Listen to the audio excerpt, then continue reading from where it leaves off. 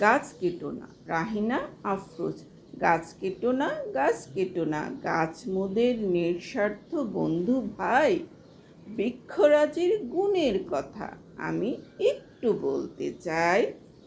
গাছে গাছে মিষ্টি সুবাস ছড়ায় নানান ফুলের বাহার।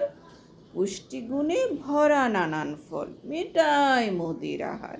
ক্লান্ত পথিক চলার পথে শীতল হয় গাছের ছায়ায়। অক্সিজেন ঔষধ খাদ্য দিয়ে বেঁধেছে মোদের কঠিন মোহমায়ায়।